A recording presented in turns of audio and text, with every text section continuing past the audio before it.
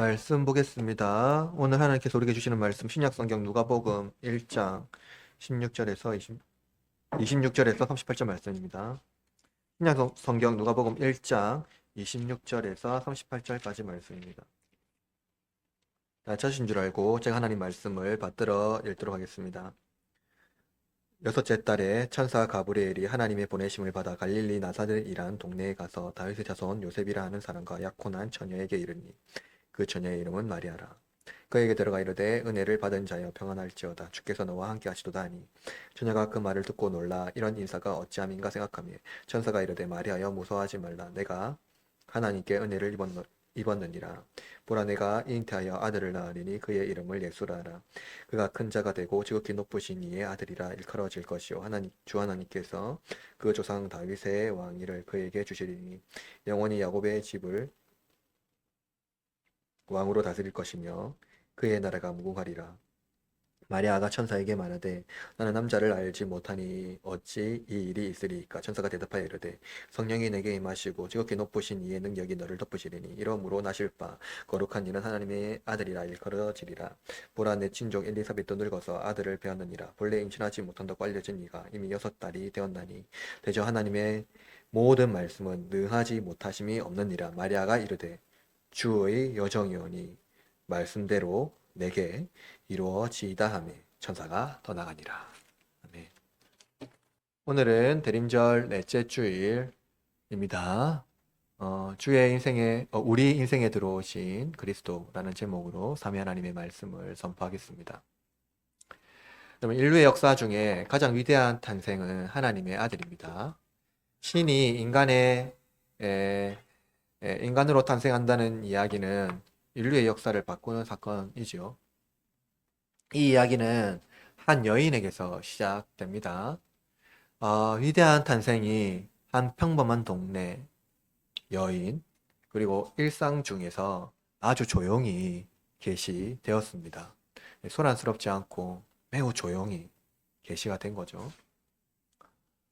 이 이야기는 남쪽의 헤롯 왕궁과 예루살렘 성전에서 아주 멀리 떨어진 저 최북쪽에 있는 갈릴리 지역에 있는 나사렛이라는 작은 동네입니다.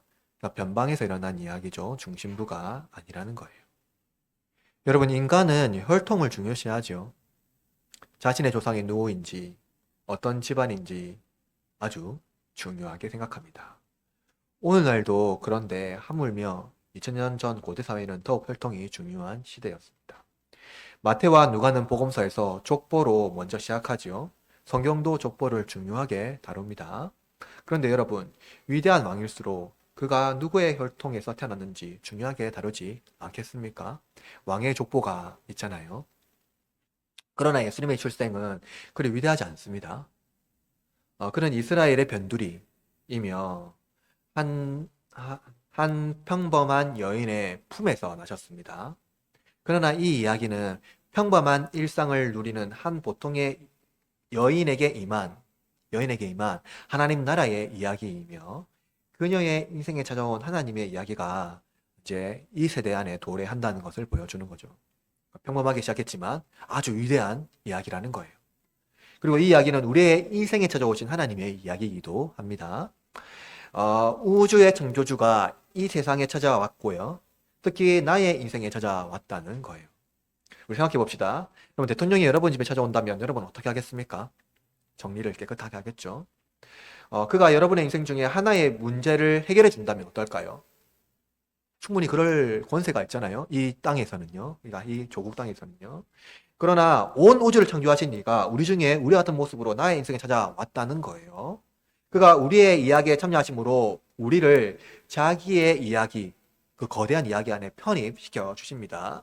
인류가 멸망으로 갈 때 그는 멸망의 이야기에 들어옴으로써 멸망의 자녀들을 그의 생명으로 인도하시고 새 생명을 주셨습니다. 이 이야기가 대림절 마지막 주에 우리에게 울려 퍼지는 이야기라는 거죠.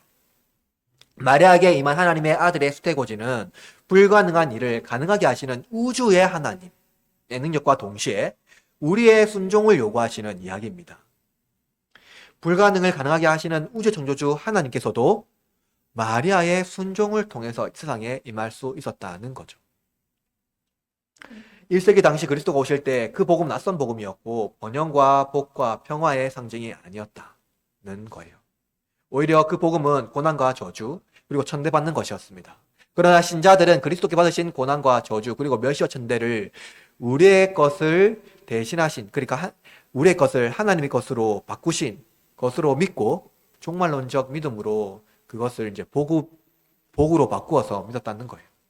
고난, 저주 그리고 천대받는 것을 복으로 바꾸어서 종말론적 믿음으로 나아갔다는 것이 이 대림절 우리에게 울려 퍼지는 이 복음의 메시지라는 겁니다.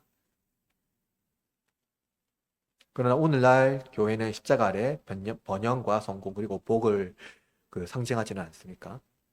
고난과 저주가 아니라 번영과 복으로 바꾸어서 예수님을 믿지 않는가요? 오늘 대림절 소망이 사라지고 성탄의 즐거움이 교회의 번영과 어떤 복을 상징적으로 보여주는 메시지라고 할 수가 있겠습니다. 그러나 여러분, 우리가 기대하는 이 대림절 마지막 주간과 또 성찬절을 준비하는 이 기간은 번영과 복이 아니라 그리스도께서 우리의 인생에 참여하신 그러한 그 은혜의 기간임을 우리가 기억하고 이 말씀을 들어야겠습니다. 그래서 오늘 본문의 말씀으로 온몸으로 하나님의 아들을 품으신 한 여인처럼 우리도 온몸으로 하나님의 아들을 품어보자는 이 메시지를 함께 나누어 보고자 합니다. 대림절 마지막 주일 그리스도를 소망하며 말씀 중에 은혜의 유익이 우리 공동체 가운데에 넘치기를 바랍니다. 오늘 본문은 마리아 수태고지로서 아마 여러분도 잘 알고 있는 본문일 겁니다. 이 수태고지는 마리아라는 평범한 여인에게 하나님의 아들이 잉태된다는 그죠? 이야기가 울려 퍼지는 거예요. 근데 이 이야기가 1세기 당시의 이야기뿐만 아니라 21세기에 살아가는 우리의 인생과 어떤 관련이 있는지를 오늘 본문을 통해서 한번 살펴보고자 합니다. 본문은 예루살렘에서 아주 북쪽으로 떨어져 있는 작은 마을에서 시작합니다. 변두리에서 이야기가 시작되었다는 것은 오늘 본문에서 의미심장하게 우리에게 어떤 메시지를 주고 있는 겁니다. 중심부가 아니라 아무도 알지 못하는 그 변두리 지역입니다. 누가는 이스라엘의 변방인 갈릴리의 나사렛에 그 중요하지 않는 지역을 중요한 지역으로 부각시키고 있어요. 그죠? 나사렛이라는 이 동네는요, 마리아의 수태고지 이전에 성경에도 한 번도 언급되지 않았던 지역입니다. 단 한 번도 언급되지 않았던 무명의 지역이라는 거예요. 심지어 유대인들의 탈굼이라고 하죠. 탈무드. 그리고 미시나라는 법전, 그리고 랍비의 문헌에도 이 나사렛이라는 지역은 한 번도 언급된 적이 없어요. 그만큼 이 지역은요, 알려지지 않았을 뿐만 아니라 아무도 눈여겨보지 않는 무명의 마을이었다는 겁니다. 나사렛은 당시 이스라엘 내부에도 알려지지 않은 작은 동네였고 이 지역은 어떤 지역이었냐면 바위 언덕을 깎아 만든 흙집이죠. 흙집으로 만들어진 대부분의 주거 환경이었습니다. 그러니까 흙으로 지어진 마을이었죠. 그러니까 우리가 생각하는 뭡니까? 벽돌로 만들어진 집이 아니라는 거예요. 고대 건물 안에서도 벽돌로 지어진 주거는 중산층 집이었거든요. 근데 흙집으로 지었다는 것은 빈민가였다는 것을 상징적으로 보여줍니다. 그리고 이 나사렛이라는 지역은요, 인구도 500명 미만이었다는 역사적인 문헌에 있습니다. 그러니까 아주 작은 소규모 동네였고 빈민가였다는 거죠. 콘스탄티누스가 기독교를 공인하기 이전에 나사렛 이 지역에는요, 교회가 세워지지 않았습니다. 이는 지정학적으로도 중요하지 않는 지역이라는 것을 분명히 보여줍니다. 지정학적으로, 정치적으로도 어떤 부분에서도 전혀 중요하지 않는 지역이라는 거죠. 누구에도 알려지지 않은 마을에 하나님은 천사 가브리엘을 보냅니다. 가브리엘은 순종함으로 다윗의 자손이라는 요셉이라고 하는 사람과 약혼한 처녀인 마리아라고 이름하는 그 처녀를 찾아갑니다. 위대한 탄생이 지금 누구에게도 알려지지 않은 장소와 또 여인에게서 시작된다는 거죠. 이 역사가들은 고대 역사가들은 누구를 중심으로 해서 역사를 써내갔을까요? 네, 남성 중심의 역사였습니다. 그죠? 고대 역사는 남성의 역사였어요. 그죠? 그런 또 전쟁의 역사였잖아요. 그죠? 하나님은 특히 또 구약 성경도 마찬가지입니다. 하나님은 아브라함과 이삭, 야곱의 하나님으로 불리죠. 마리아의 하나님이라, 사라의 하나님이라고 불리지 않습니다. 그리고 이스라엘을 애굽에서 인도하여낸 위대한 사람이 누구죠? 모세잖아요. 그죠? 그리고 목동이었지만 하나님 앞에서 이스라엘 구원해낸 다윗. 그죠? 그리고 뭐 이사야와 같은 이스라엘의 선지자들, 왕들, 제사장 모두가 남성이었습니다. 역사는 남성 중심으로 기록되었습니다. 그러나 세상에서 가장 위대한 인물의 탄생을 기록한 이야기는 남성이 중심이 아니라 여성이 중심으로 우뚝 세워집니다. 하나님이 세상에 오시기 위하여 남자가 필요하지 않았습니다. 누가 필요했습니까? 오직 여인이 필요했습니다. 하나님이 세상에 눈여겨본 장소, 인물, 환경, 조건 모든 것이 우리가 생각하는 그 부합하는 환경과 전혀 다른 것이었다는 거예요. 하나님은 자기 형상대로 만드신 인간이 되기 위하여 한 여인의 인생에 들어오신 겁니다. 한 여인의 인생이에요. 하나님께서 마리아에게 보낸 천사 가브리엘은 그녀에게 이렇게 말해요. 여러분 28절 말씀 한번 볼까요? 28절 시작. 그에게 들어가 이르다.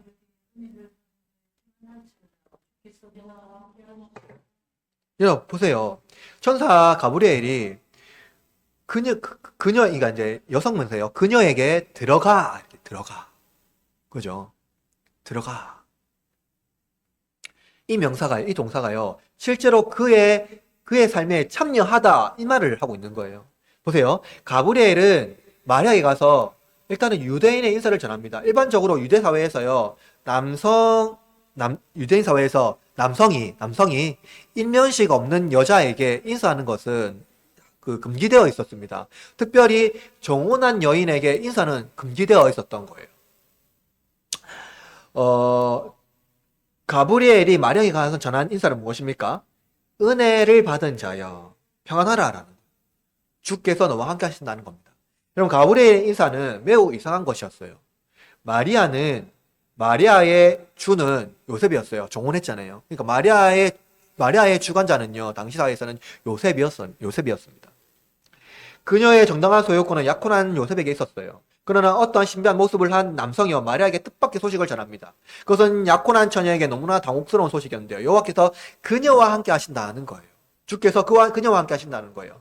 모세와 여호수아와 함께 하신 하나님의 말씀을 그녀에게 하고 있는 겁니다. 이스라엘 이야기는 여호와께서 그들과 함께 하신 역사적 사건이에요. 그러니까 지금까지 남성들과 함께 하신 그 역사적 사건이 이제는 한 여인에게서 전환되어서 새롭게 시작되고 있는 겁니다. 가브리엘은 주께서 그녀와 함께 하신다고 전했어요. 그녀와 함께 하신다고. 마리아의 인생의 이야기를 이끌어가는 주인은요, 요셉이 아니라 하나님이라고 말하고 있는 거예요. 실제로 마리아의 계획은 요셉과 함께 있었어요. 요셉이 이제 그녀와 함께 해서 그녀의 인생을 주관할 거란 말입니다. 그런데 이 말씀은 요즘 반전을 일으키고 있는 거예요. 너의 인생을 주관할 자는 요셉이 아니라 하나님이라는 겁니다. 그런데 마리아의 인생에 나타나 하나님이 지금까지 있었던 이야기와는 전혀 다른 이야기를 지금 끌어가고 있는 거예요.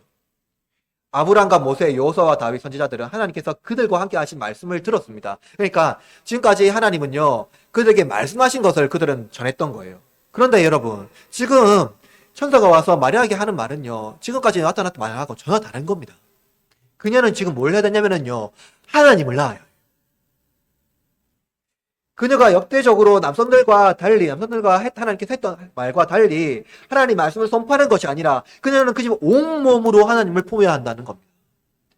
하나님은 이스라엘을 품었죠. 하나님은 이스라엘을 자기 백성으로 품었습니다. 하나님이 품었어요. 그죠? 하나님은 지금까지요, 인간의 품에서 생존한 적이 없어요. 오히려 이스라엘 하나님의 품에서 생존했습니다.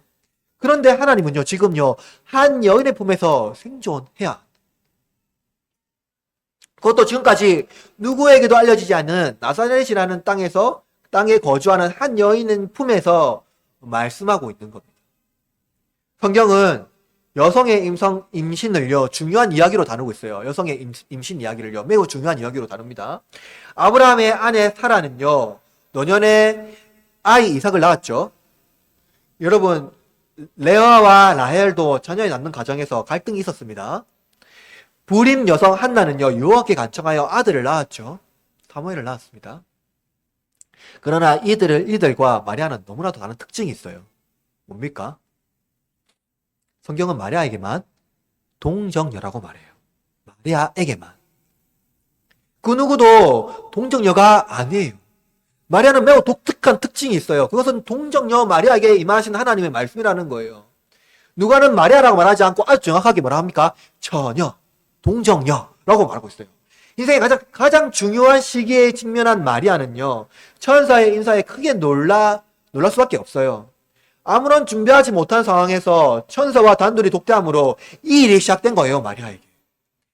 그녀는 예상한 미래가 분명히 있었어요. 여러분, 제가 잘 알지 못하지만 여성에게 중요한 인생에 직면한 심각하게 고민하는 시기가 있다고 말합니다. 그것이 무엇이냐고 하니까 결혼하는 거라고. 심리학적으로 여성에게 가장 스트레스풀한 기간이요, 바로 결혼에 직면한 기간이라고 말을 한다고 하더라고요. 임신하기 이전에. 자기 인생의 아주 중요한 계획을 직면한 순간이니까요. 그러면 여러분 생각해 봅시다. 마리아에게 지금 가장 큰 인생의 중요한 시기는 무엇입니까? 요새껏 이제 결혼하고 새로운 이제 인생을 준비해야 되는 바로 그 시기라는 거예요. 그녀에게는 예상한 미래가 분명히 있었어요. 그죠? 이제 곧 요셉과 결혼하여서 화목한 가정을 꾸려야 되는 그러한 이제 시간을 준비해야 되는 그런 직면을 갖고 있는 겁니다. 그러나 지금 전혀 예상하지 못한 일이 그녀 앞에 나타난 거예요. 전혀 예상하지 못했던 일들이. 여러분, 하나님이 여러분의 인생에 불쑥 들어오셨을 때 준비하고 계십니까? 우리는 준비하지 못하고 들어온 거죠. 여러분 하나님이 여러분의 삶 속에 갑자기 꿰뚫고 들어오신다면 여러분이 어떻게 반응하시겠습니까? 들어보고 좋으면 승낙하고 나한테 전혀 이익이 없다면 보러 갈 겁니까? 여러분은 예상하고 있는 미래의 모습은 어떤 것입니까? 전혀 예상이 없는 미래의 모습으로 하나님께서 당신을 인도하신다면 그때 하나님께서 여러분의 인생에 들어오셔서 여러분에게 무엇인가 말씀하시고 그것을 요구한다면 여러분 어떻게 하시겠어요? 하나님께서 우리의 삶에 들어와서 인생의 만족과 안락한 삶을 모두 무너뜨린다고 한다면, 그리고 주변의 친구들이 결코 이해할 수 없는 것을 요구하시거나 가족이 반대하는 것을 요구하실 수도 있는데요. 심지어 우리의 인생을 요구하실 수도 있습니다. 그럴 때 우리의 인생에 들어온다면 여러분 어떻게 하시겠습니까? 전혀 나의 계획하고도 전혀 다른 것들을 요구하신다면. 하나님은 나사렛이라는 동네에 마리아를 통하여서 우리와 같이 되기 위하여서 준비하셨어요. 그러나 마리아는요, 아무런 준비 없이 이 일을 맞이해야 했습니다. 갑자기 후련하게 나타난 신비한 형체를 가진 한 남자가 마리아에게 나타나 인사말을 합니다. 그녀는 아무런 준비 없이 두려움에 휩싸입니다. 천사는 마리아의 두려움에 어떤 지침을 제공하지 않았어요. 천사는 마리아여 무서워하지 말라. 내가 하나님의 은혜를 입었느니라고 말합니다.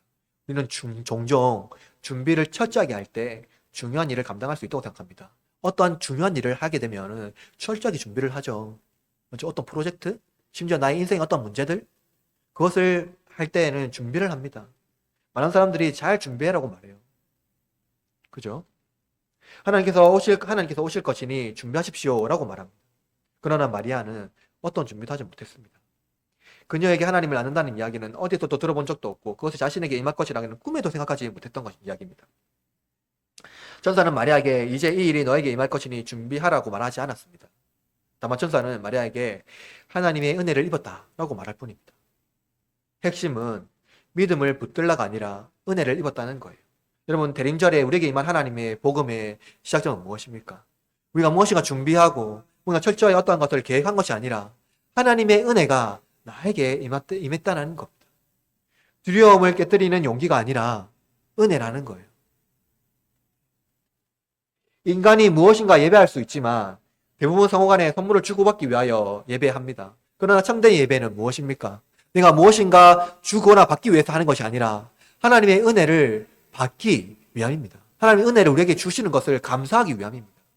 우리가 드리는 예배는 오직 은혜로 드려지는 예배라는 거예요. 감당할 수 없는 큰 선물 받은 자가 아무것도 드릴 것 없이 줄인 영혼으로 예배를 드릴 때 선하신 하나님은 우리에게 은혜를 베풀어 주신다는 겁니다. 나아가 나에게 있는 것을 주께 드리는 자가 아니라 나에게 없는 것을 드리기 때문에 은혜에 간구하는 자리에 우리는 나갈 수가 있는 것입니다. 우리가 철저히 무엇을 준비해서가 아니라 하나님께 주시는 은혜를 우리가 간구하며 나갈 때 우리는 하나님 앞에 나갈 수 있는 것입니다. 천사가 은혜를 입은 마리아에게 선포한 말은 무엇입니까? 31절 말씀 볼까요? 31절 시작.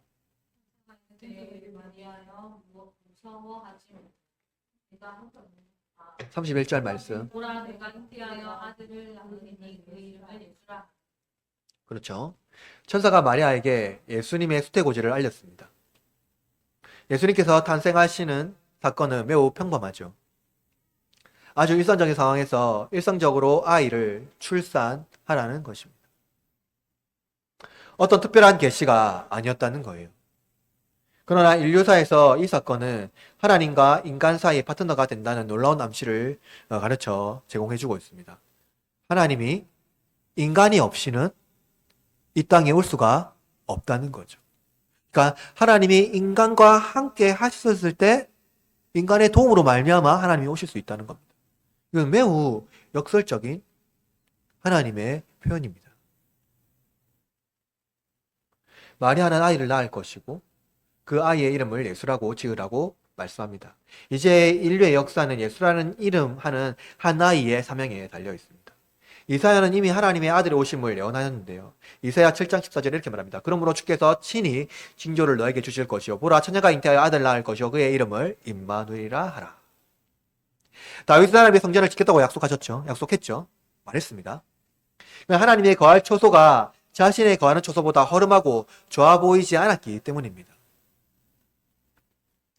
하나님은 자신의 거할 초소가 없다고 말씀하지 불평하지 않았어요. 왜 너는 좋은 곳에 있고 나는 여기 있냐? 이렇게 하나님 말씀하지 않았다는 거예요.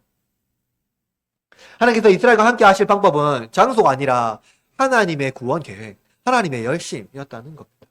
하나님은 이스라엘 인생 중에 임자셔서 그들과 함께 동행하셨어요. 그러나 인간은 신이 거주하는 장소를 마련하는 것이 신에게 정성을 다하는 것이라고 생각했습니다. 고대 근동 그러한 생각들이 많았죠. 지금도 마찬가지입니다. 그러나 인간은 신이 거주하는 장소를 마련하는 것이 신에게 정성을 다하는 것이라고 생각했고 이것이 신이 그들의 수호자가 된다고 생각했기 때문입니다. 고대 사회에서 신전은 도시 중심에 있거나 그 지역의 명산에 위치해 있었습니다. 수호신으로 신을 모셔야 하기 때문이죠. 하나님은 이스라엘 성전의 언약궤에 그들과 함께, 그들의 약속과 함께 거하신다고 하셨습니다. 하나님이 거하시는 방식은 우리가 생각하는 것과 달랐습니다. 하나님께서는 아브라함으로부터 이스라엘에게 하신 언약에 기초하여 그들과 함께 하셨습니다. 약속에 기초하여서. 하나님은 언약으로 우리와 함께 하시죠. 어떤 장소로 한 것이 아니라 언약으로. 우리와 함께 하신다는 하나님은 여러 신들과 다릅니다. 신이 인간과 파트너를 맺거나 함께 하신다는 이야기는 존재하지 않습니다. 인간의 도움을 받아서 이 땅에 오신다는 말은 신에게 부합하지 않죠. 신하고 어울리지 않습니다. 신은 인간과 원칙적으로 분리됩니다. 신은 불멸하고 인간은 필멸하며 신은 거룩하고 성스러우나 인간은 미천하고 불경건합니다. 신과 인간은 철저하게 분리되어 신을 추앙하는 인간이 일반적인 종교적인 형태였습니다. 지금도 마찬가지고요. 그러나 기독교는 초기부터 너무나 다른 형태를 취했습니다. 그것은 하나님이 인간과 연합되었다는 거예요. 어떠한 종교, 어떠한 철학, 어떠한 세계관에도 이러한 것들은 존재하지가 않습니다. 어떻게 신이 인간의 도움을 받아서 이 땅에 올 수 있느냐는 거죠. 하나님께서 거하시는 성전은 돌덩어리로 만들어진 구조물이 아니라는 거예요. 이제 하나님은요, 인간 안에서 자신을 형성합니다. 하나님이 인간의 몸 안에서 자신을 형성하기로 결정하셨다는 거예요. 인간 안에서 피와 살로 만들어진 인간의 모습으로 자신을 형성하여 우리와 함께 하십니다. 하나님은 인간을 구원하기 위하여 철저히 인간과 함께 하셨어요. 우리와 함께 하신 하나님은 우리 몸을 자신의 성소로 삼으시고 자신을 형성하셨습니다. 어떠한 구조물, 어떠한 성소가 아니라, 어떠한 건물이 아니라 인간 몸을 자신의 몸으로, 자신의 거할 처소로 만들었다는 거예요. 마태는 이렇게 말합니다. 아들을 낳으니 이름을 예수라 하라. 이는 그가 자기 백성을 그들의 죄에서 구원할 자심이라. 하나님께서 자신의 백성을 구원하는 방식, 바로 우리 중에 우리와 같은 모습으로 우리와 함께 거하시는 것입니다. 천사는 이렇게 말했어요. 그가 큰 자가 되고 지극히 높으신 이의 아들이라 일컬어질 것이요 주 하나님께서 그의 조상 다윗의 왕위를 그에게 주시리니. 천사는 마리아가 낳을 아기가 큰 자가 될 것이라고 말했어요. 큰 자, 메가스라는 헬라어입니다. 당시의 헬라 문명에서 큰 자란 오직 황제에게만 불려졌습니다.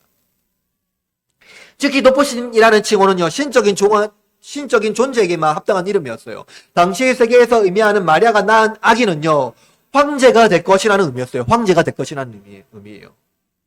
그렇다면 여러분, 그것은 무엇을 의미합니까? 마리아라는 이 변방에서 나오는, 알지 못하는 지역에서 한 여인이 낳은 그 아기가 황제라는 이름을 가지고 태어난다고 한다면 그것은 무엇을 의미하는 것입니까? 로마 제국에 대항하는 위대한 인물이 마리아에 태해서 나타날 것이라고 말하고 있는 것을 이해할 수 있는 겁니다. 로마 제국에 대항할 위대한 인물이 마리아에 태해서 나타날 것이라는 것을 말하고 있는 거예요. 그것은 무엇인가요? 대반란이 일어날 것을 예고하고 있는 것으로 이해할 수가 있는 겁니다. 심지어 다윗의 왕위가 그에게 주어질 것이라고 말합니다. 여러분, 바벨론의 침공으로 다윗의 왕위가 영원히 패망되었어요. 없어졌어요. 근데 다시 다윗의 왕위로 오실 그 아이가 다윗의 왕위를 세운다고 한다면 그것은 무엇이라고 의미할 수가 있습니까? 그 아이는 장차 세계를 뒤흔들 위대한 황제가 될 것이라고 예고하고 있는 거예요. 위대한 황제가요. 이스라엘은 줄곧 메시아가 다윗의 왕위를 세울 위대한 통치자가 될 것이라고 믿었어요. 그래서 메시아는 현명자이고 유대 민족의 위대함을 널리 알릴 구원자였다라고 이들은 믿었던 겁니다. 그런데 여러분, 무엇입니까? 하나님께서는 마리아를 통해서 보내실 그 아이가 유대 민족의 위대한 다윗의 나라를 이룰 혁명자가 아니라, 그의 왕위를 세울 사람이 아니라, 하나님께서 마리아를 통해서 보내실 그 인물은요, 예수의 손에서 병든 자, 가난한 자, 굶주린 자, 핍박받는 자, 억울한 자, 그 모두가 구원을 얻게 될 것을 말씀해 주고 있는 겁니다. 참된 왕으로 오실 하나님의 아들은 현명자, 세상의 황제, 강력한 군주가 아니라 죄인을 위하여 자기 몸을 내어주실 어린 양으로 오셨다는 겁니다. 누가는 나사렛이라는 아주 작은 동네에서 로마 제국 황제라는 매우 큰 이 장면으로 확장합니다. 나사렛이라는 이 작은 동네에서 우주의 왕이 오십니다. 온 우주를 창조하신 창조주가 오십니다. 그가 다윗의 왕위를 견고하게 하시겠다는 하나님의 약속을 성취하기 위하여 오십니다. 역사적으로 다윗의 왕위는 사라진 지 오래됐죠. 바벨론 이후에 다윗의 왕위는 패망되었습니다. 여러분, 생각해 보세요. 패망했잖아요. 패망한 왕가가 다시 역사 가운데 나타날 수 있습니까? 다시 왕권을 잡을 수 있습니까? 없습니다. 그런 적은 없어요. 유대의 왕권은 헤롯 왕가에게 넘어갔지만 언약은 다시 다윗 왕 위에 있었다는 것을 말해주고 있죠. 하나님은 언약을 이루시는 하나님이시죠. 하나님의 언약은 야곱의 집에서 다시 소개됩니다. 33절 말씀해 보세요. 33절 읽어볼까요? 시작. 영원히 야곱의 집을 왕으로 다스리실 것이며 그 나라가 영원하리라. 누가는 왜 다윗의 왕가에서 야곱의 집으로 다시 하나님의 왕권을 소개할까요? 다윗의 왕가에서 야곱의 집으로 변화해서 하나님의 나라, 하나님의 왕권을 소개할까요? 여러분, 야곱이 환상을 꾼 적이 있어요. 사닥다리 꿈을 꾼 적이 있습니다. 사닥다리가 땅에서 하늘로 이어지는 거대한 사닥다리를 꾼 적이 있는데 그 사닥다리에 천사가 왕래했다는 것을 꿈은 적이 있죠. 그런데 여러분, 그때 야곱이 환성 중에 천사를 보면서 이렇게 기록되어 있습니다. 창세기 28장 15절에 내와 너와 함께 있어. 천사가 한 말입니다. 야곱에게. 내가 너와 함께 있어. 내가 어디로 가든지 너를 지키며 너를 이끌어 이 땅으로 돌아오게 할지라. 내가 내게 허락한 것을 다 이루기까지 너를 떠나지 아니하리라 하시니라. 이 말씀을 한 적이 있습니다. 여러분, 야곱을 통해서 하나님께서 하시는 왕위는 무엇입니까? 야곱의 집을 영원히 통치하겠다라고 본문에서 말하고 있어요. 야곱이 꿈꾼 뒤 그 장소의 이름을 무엇이라고 지은지 압니까? 베델이라고 지었습니다. 하나님의 집이라는 거죠. 거기서 왕으로 다스릴 것이라며 분명히 말하고 있어요. 이것은 무엇을 의미합니까? 베델. 언어적으로 말하면 그건 교회를 의미합니다. 하나님은 교회를 통치하시죠. 영원히 그 집이 무너지지 않도록 하나님이 다스리신다는 겁니다. 왕으로 다스리신다는 이 어휘는 바울이 주로 사용한 어휘죠. 왕으로 다스린다. 바울은 사망이 우리에게 왕노릇하지 않고 생명이 왕노릇할 것이라고 선포했습니다. 교부들은 필멸의 운명을 타고난 인간에게 죽음이 왕노릇하지 못하도록 불멸하시는 하나님이 필멸하는 인간의 몸으로 세상에 오심으로 생명이 왕노릇하도록 우리를 구원하셨다라고 말한 바가 있습니다. 이 일이 나사렛에 있는 여인 마리아의 몸에서 우리에게 나타난 것입니다. 세상에 오신 그리스도는 마리아의 몸을 빌려서 오셨습니다. 세상의 왕권을 무너뜨리고 영원한 왕위를 세우십니다. 누구도 알 수 없는 놀라운 방식으로 세상에 오셨고 이제 영원히 우리와 함께 하실 거라는 겁니다. 여러분, 그의 왕권은 마리아의 몸을 통하여서 그의 나라를 세우십니다. 뿐만 아니라 마리아의 몸을 통해서 오신 그는 하나님의 집을 새롭게 세우시고 영원히 통치하십니다. 다윗의 왕위를 무너뜨리지 않도록 그 왕위를 굳건하게 세우신다는 겁니다. 그 왕위가 바로 교회를 통하여서 하나님의 나라가 무너지지 않게 세우신다는 거예요. 왕이 우리 중에 오셨고 우리는 그분의 통치 안에서 문제는 나의 삶을 그 앞에 드려야 합니다. 대림절, 우리는 누구를 기다리고 있습니까? 하나님의 통치 안에서 세상에 알지 못하는 새로운 방식을 우리는 실천하며 살아가야 합니다. 하나님은 영원한 그의 나라를 통치하고 지키실 것입니다. 그러므로 우리는 그분의 통치를 기대하며 이 땅에서도 하나님의 나라를 소망하며 살아가야 하겠죠. 살아가야 합니다. 그런데 우리는 이 일을 어떻게 받아들여야 할까요? 하나님께서 말씀하신 이 일을 우리는 어떻게 받아들이고 마리아는 또한 어떻게 받아들이고 있습니까? 마리아는 예상하지 못한 천사의 만남과 그의 말에 이렇게 대답하는데요. 34절 말씀 읽어볼까요? 시작. 야가 천사에게 남자를 알지 못하니 어찌 이 일이 있으리까. 여러분, 마리아에게 임한 이 일은 너무나도 놀라운 일이었어요. 그녀는 약혼자가 있었습니다. 당시 사회에서 천사의 말은 그녀에게 사회적 불이익을 얻는 것이었습니다. 마리아가 몰랐을까요? 잘 알고 있었겠죠? 천사가 그녀에게 와서 은혜를 받은 자여 평안할지어다 주께서 너와 함께 하신다라는 인사말을 했는데요. 실제로 이 약속은요, 그녀에게 은혜와 평안이 아니었습니다. 만약 천사의 말과 같이 그녀가 약혼 중에 임신하게 된다면 그녀가 당해야 할 사회적 문제는 결코 작은 것이 아니었습니다. 그녀의 계획도 송두리째 무너지게 되겠죠. 그녀가 예상했던 미래와는 너무나도 달랐습니다. 아무것도 예상하지 못한 상황에 그녀가 직면한 겁니다. 꿈에도 꾸지 못했던 그러한 계획이 불쑥 그녀의 인생 가운데에 뚫고 들어온 거예요. 그녀는 자기 인생에 계획이 있었고 그 계획을 실천하기 위하여 일상에서 최선을 다하여 살아가고 있었습니다. 그런데 불현듯 갑자기 자기 인생에 하나님이 불쑥 찾아오셔서 너무나도 큰 개입을 하신 겁니다. 여러분이라면 어떻게 하시겠어요? 하나님 아직 준비가 되지 않았습니다. 저 말고 다른 여자를 찾아보십시오. 혹시 좀 더 된 상태에서 하나님 말씀을 들어볼지 한번 생각해 보겠습니다. 이렇게 판단하지 않겠습니까? 왜 나인가요? 저도 체면이 있는데 그러면 제 체면이 어떻게 되겠습니까? 이런 말을 하지 않겠습니까? 사회적 불이익을 먼저 생각하는 것, 그것은 인간이라면 어쩌면 당연할 겁니다. 우리는 이익을 위하여 무엇이든지 선택하죠. 불이익이 눈에 뻔히 보이는데 그것을 선택하는 사람은 아마도 없을 겁니다. 적어도 손익계산에서 우리는 손익계산에 불이익을 당한다고 한다면 적어도 평판의 이익이라도 얻어야지 그 일을 선택하지 않겠습니까? 그러나 마리아는 아무것도 유익한 것, 이익이 되는 것이 없습니다. 하나님의 아들을 낳은 연인이라고 칭송받는 것이라고 말한다면 여러분 불확실한 상황에서 기꺼이 그것을 선택하겠습니까? 사람들이 그것을 믿어줄까요?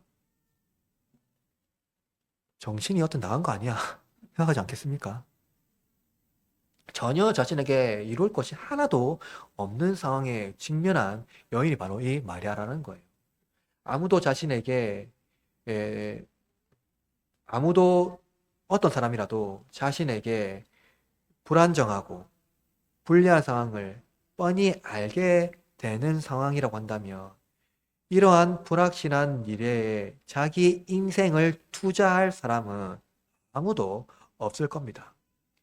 여기에서 누군가에게 순종을 요구할 때 그것은 순종을 요구하는 사람이 잘못됐다라고 말하겠죠. 아무도 순종할 수가 없을 겁니다. 불가능한 일에 대하여 마리아는 이 일이 나에게 있을 수 있는지 먼저 질문합니다. 생각하죠.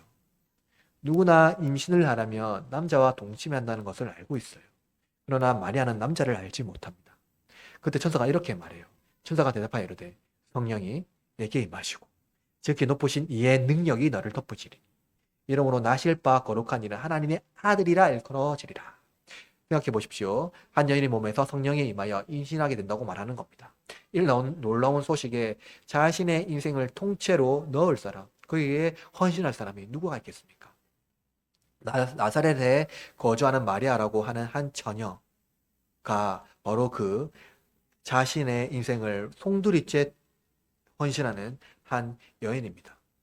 마리아 대림절, 마리아를 묵상하는 것, 그것은 그녀의 순결함을 묵상하거나 거룩한 어머니로 추앙하는 것이 아닙니다. 그녀는 신자의 순종의 모범을 그대로 보여줍니다. 천사 엘리사벳도 노년에 아들을 낳을 수 있다고 말합니다. 세례 요한이죠. 그리고 6개월 뒤 천사는 예수님의 수태고지를 마리아에게 알립니다. 예수님보다 앞선 선지자 세례 요한과 예수님의 출생은 구원사에 있어서 유대한 소식이죠. 천사는 하나님의 말씀이 능하지 못하심이 없다고 말합니다. 마리아는 그 일이 어떻게 가능한지 여쭙지만 천사는 하나님의 말씀은 불가능한 것이 없다고 말해요. 능치 못함이 없다라고 말하죠. 이것은 안 되면 되게 하라는 의지적인 의미가 아닙니다. 의지를 붙들라고 하는 말이 아니에요. 하나님 말씀은 우주를 창조하신 능력입니다. 말씀에는 힘이 있죠. 말에는 권능이 있어서 무엇인지 실현하게 합니다. 세상에는 권세자에게 말의 권세를 주었습니다. 법관이 죄인에게 형을 선고하면 그대로 집행이 되죠. 입법은 선고하면 그 법은 모든 이들이 지켜야 하는 공법이 됩니다. 사람은 말의 권세를 통해서 통치하고 사회를 유지합니다. 하물며 하나님은 이렇게 드넓은 우주와 세상을 통치하시는 방법, 그것은 무엇입니까? 그것은 말씀이라는 거죠. 그분은 말씀으로 모든 것을 이루십니다. 성육신, 너무나도 신비로운 일이죠. 이해할 수 없는 일입니다. 그러나 우주를 창조하신 하나님은 불가능한 일이 없다는 겁니다. 문제는 우리가 그 일에 순종하느냐는 거예요. 하나님 어떻게 이 일을 할 수 있습니까? 하나님 나 이해가 안 되는데요. 이해를 시켜주십시오가 아니라 중요한 것은 하나님은 말씀으로 모든 것을 이루시는 그분이기 때문에 하나님이 요구하시는 것은 우리의 순종을 요구하는 것. 이해를 요구하는 것이 아니라 순종을 요구한다는 것. 첫 번째 여자는 어떻게 했습니까? 첫 번째 여자 하와죠. 그녀는 순종했나요? 그녀는 너무나도 좋은 환경이었어요. 하나님 말씀을 들었고 좋은 환경에 있었어요. 순종할 수 있는 너무나도 적합한 환경에 있었지만 그녀는 불순종했습니다. 그러나 여러분, 두 번째 여인인 이 마리아는 가장 열악한 환경에 하나님 말씀에 직면했어요. 그러나 그녀는 순종했습니다. 마리아는 모든 상황에서 신자의 모범이 됩니다. 하나님의 일에 예라고 대답하는 즉각 순종하는 행위, 그 행위는 마리아를 우리의 신앙의 모범으로 삼는 이유라는 거죠. 그녀는 온몸으로 하나님을 자기 품에 품었습니다. 하나님에게 살과 피를 수여한 인물, 그 사람이 바로 마리아라는 거죠. 뿐만 아니라 예수님이 성장할 때까지 그녀는 예수님의 요람이 되었습니다. 온몸으로 예수님을 품어야 했던 거죠. 그녀가 직면한 모든 문제를 스스로 감당해야 했고, 또 그 일에 요셉이 또 함께 했죠. 장차 아들을 잃게 되는 어머니의 고통을 또한 감당해야 했습니다. 그러나 그녀는 하나님의 아들을 온몸으로 받았고, 그녀를 통해서 하나님의 아들이 세상에 왔고, 화목의 제사가 진행되었습니다. 여러분, 마리아의 순종, 그 순종은 예수님의 순종을 또한 보여줍니다. 마리아가 순종함으로 하나님의 아들을 잉태하였고 세상에 성육신하도록 하였습니다. 성육신하신 하나님은 순종하심으로 하나님께서 우리를 구원하신 위대한 사역을 성취하셨습니다. 그녀의 인생에 불어또 찾아온 하나님의 말씀에 순종함으로 인류의 역사, 우리의 역사가 달라진 것입니다. 자기가 생각한 미래의 모습이 아닌 하나님의 계획하신 미래에 자신을 헌신한 겁니다. 대림절을 지내는 여러분은 무엇을 기대하며 살아갑니까? 이제 곧 2020년이 시작될 그때의 계획을 내가 원하는 삶의 방식으로 어떻게 삶을 꾸려갈 것인지를 생각하고 있습니까? 그 가운데에 하나님의 계획이 포함되어 있나요? 여전히 준비되지 않았기 때문에 하나님이 여러분의 인생에 개입할 틈 자체가 없지는 않습니까? 아니면 여건이 좋아지면 그때 하나님의 말씀을 듣겠습니까? 듣겠습니다라고 생각하고 있지는 않는가요? 대림절 영성은 평범한 일상의 하나님과 동행하는 삶입니다. 내가 준비되어서가 아니라 하나님이 나의 일생에 불러왔을 때 그때 순종할 수 있는 믿음을 얻는 기간이라는 거죠. 하나님은 바로 이때 우리 중에 우리와 같이 하나가 되게 위하셔서 마리아의 품에서 독생하신 자로 오셨습니다. 그분은 우리와 같은 모습으로 우리 중에 오셨을 뿐만 아니라 우리와 영원토록 우리와 같은 모습으로 함께 하십니다. 임마누엘 대신 그는 우리와 함께 하시죠. 이제 마리아의 품에서 독생하신 그가 여러분의 인생에 참여하여서 여러분의 인생의 주가 되기를 원하신다는 거죠. 그가 계획하신 대서사에 우리의 인생이 들어오게 하시기를 바란다는 겁니다. 여러분 하나님의 말씀이 여러분의 인생이 참여되길 바랍니다. 여러분의 인생의 대서사가 하나님의 서사 안에 들어가기를 바랍니다. 머뭇거리지 마시고 하나님의 그 선하신 계획 안에 여러분의 삶을 끼워 넣으시기를 바랍니다. 인간의 행동 중 가장 위대한 행동은 마리아가 예수님을 잉태한 겁니다. 우리도 우리의 온몸으로 예수님을 받아 누립시다. 우리의 온 피와 살이 그리스도가 되게 합시다. 우리의 성품이 그리스도가 되게 합시다. 우리의 인생에 그리스도가 주가 되도록 합시다. 이제 곧 성탄을 맞이하게 될 것입니다.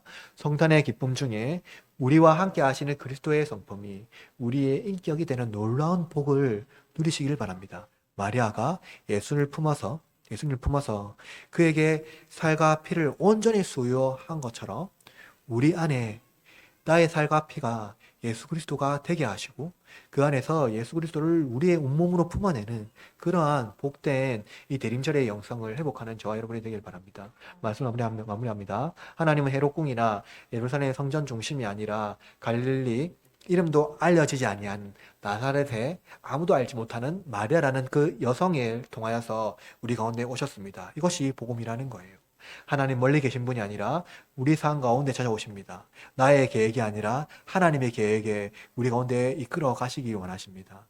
여러분의 계획이 아니라 우리가 알지 못하는 아직도 준비되지 않았던 그 계획이라 할지라도 하나님은 하나님의 놀라우신 그 은혜에 우리의 인생을 이끌어 가시기를 원한다는 겁니다. 이제 여러분의 인생 가장 중심에 하나님을 모십시오. 하나님을 넣으십시오. 하나님이 여러분의 인생을 이끌어가는 주체가 되게 하시기를 바랍니다. 예수님을 온몸으로 잉태하신 마리아의 순종을 바라보며 이제 우리가 이해되지 않을지라도 하나님의 말씀이 능치 못함을 믿으시고 순종함으로 나가시기를 바랍니다. 우리 다 같이 38절 말씀 다 같이 한번 한 목소리로 읽고 말씀을 마치도록 하겠습니다. 시작. 마리아가 이르되 여러분 이 말씀을 꼭 기억하십시오. 주의 여정이오니 말씀대로 내게 이루어지이다. 이 말씀을 기억하며 대림절 마지막 주간을 주의 은혜로 불순종이 아니라 순종으로 승리하는 저와 여러분이 되기를 주님의 이름으로 축원합니다.